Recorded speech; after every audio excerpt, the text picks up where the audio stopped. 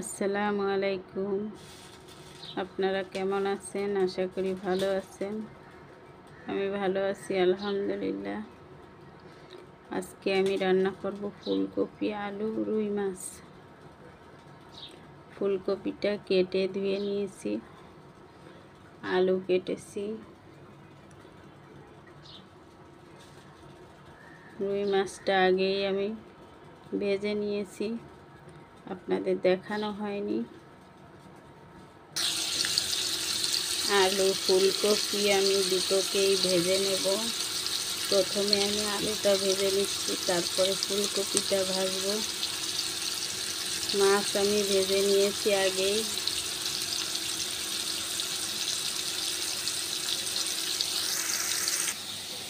আলু ভাজা হয়ে গেছে, এখন আমি ফুলকপিটা দেব।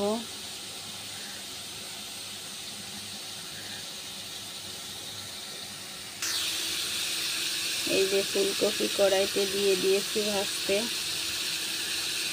লবণ হলুদ দিয়েছি।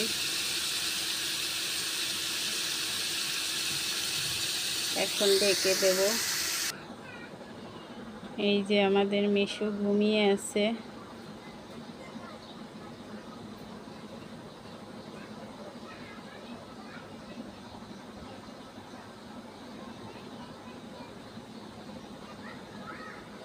মিশুকে গোসল করিয়ে দিয়েছি, খাওয়া দাওয়া করে ঘুমায় পড়ছে।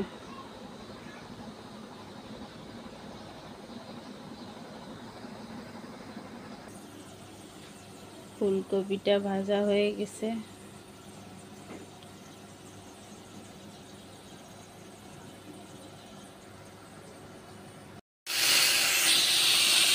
পেঁয়াজ রসুন বাটা কড়াইতে দিয়ে দিয়েছি, এই যে ভাজা হচ্ছে।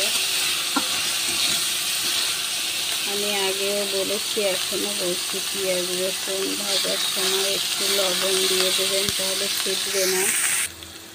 মরিচের গুঁড়ো, হলুদের গুঁড়ো দিয়ে দিয়েছি। ভাজা ভাজা হয়ে আসছে, এখন আমি পানি দিয়ে মাছ কষাবো।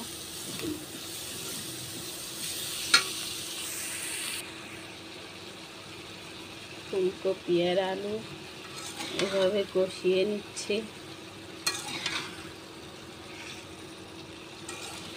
মাছটাকে কষিয়ে উঠিয়ে রেখেছি।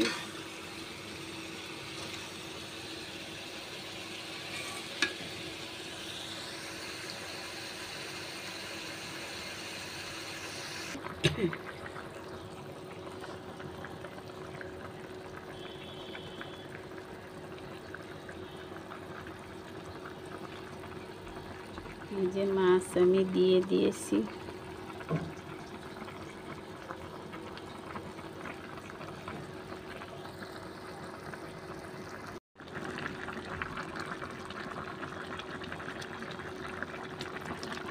ঝোলটা টেনে এসেছে, এখন আর একটু টানলে উপর থেকে ভাজা জিরের গুঁড়ো দিয়ে নামিয়ে ফেলবো।